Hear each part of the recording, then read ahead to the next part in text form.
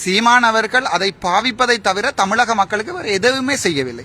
குறைந்தது யாழ்ப்பாணத்திலிருந்து இடம்பெயர்ந்து வந்து ராமேஸ்வரம் பகுதியில் இருக்கிற எங்களுடைய மக்களை 4 தடவை சந்தித்து உணவு கொடுத்ததாக வரலாறு இல்லை சீமான். ஆனால் அதே இடம்பெயர்ந்த புலம்பெயர் மக்கள்கிட்ட கோடிக்கணக்கான பணத்தை இவர் தன்னுடைய அரசியலுக்காக பெற்றிருக்கிறார். பெற்றும் எதுவும் செய்யவில்லை என்பதுதான் என்னுடைய முக்கியமான பிரச்சனையாக இருக்கிறது. இவர் இப்படியே தொடர்ந்து செல்வாராக இருந்தால் இவருடைய மகன் அமெரிக்காவிலே படிக்கலாம். ஆனால் யாழ்ப்பாணத்தில் இருக்கிற மக்கள் படுமோசமாக பாதிக்கப்படுவார்கள் என்ற காரணத்தால் தான் நான் இவரை அரசியல் எதிர்க்கிறேன். தனிப்பட்ட ரீதியாக இந்த கோபம் அவர்கள் இல்லை.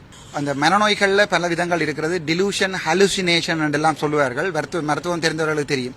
ஹலுசினேஷன் என்றது ஒன்று, இப்போ உதாரணத்துக்கு ஒரு போனை பார்த்தால் யானை மாதிரி தெரியும்.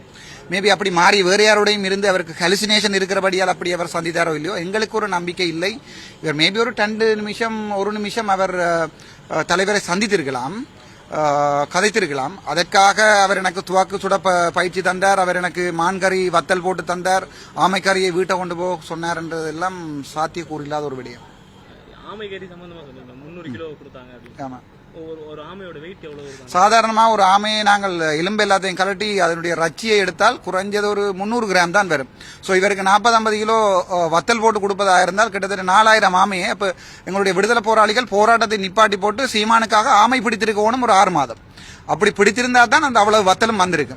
அது பிறகு சீமானுக்கே நான் 50 கிலோ வத்தல் கொடுப்பதாக இருந்திருந்தால் வந்தவர்களுக்கு எல்லாம் ஆளாளுக்கு 55-60 கிலோ கொடுத்துருக்கணும். ஆகவே நான் நினைக்கிறேன் யாழ்ப்பாணத்தை சுற்றி ஆமையே இருக்கக்கூடாது. இப்போ ஆமை யாழ்ப்பாணத்தில் ஆமை இல்லாதான் இவர் சொன்னது உண்மையாக இருக்கணும். மேபி இவருக்கு ஒரு சொட்டு சொல்லுவார்கள் இந்த சாப்பிட்ட கோப்பையில் நக்குவதண்டு, அப்படி ஒரு சொட்டு ஆமை இறைச்சியை கொடுத்துருக்கலாம்.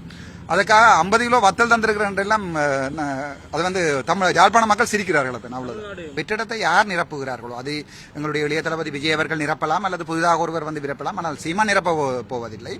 சீமான் தனக்கு தானே நிரப்பிக் கொண்டாலே ஒழிய அந்த வெற்றிடத்தை நிரப்ப போவதில்லை. ஆகவே 6வது ஒருவர் அந்த வெற்றிடத்தை நிரப்புகின்ற போது தற்போது மக்களால் அதிகமாக நேசிக்கப்படுகிறது முதலமைச்சர் விஜய். ஆகவே அந்த வெற்றிடத்தை நிரப்புவாரா இல்லையா என்பதை அவர் தமிழீழ மக்களுக்கு என்ன செய்கிறார் என்பதை பார்த்து தான் நாங்கள் சிந்திக்க வேண்டி இருக்கு.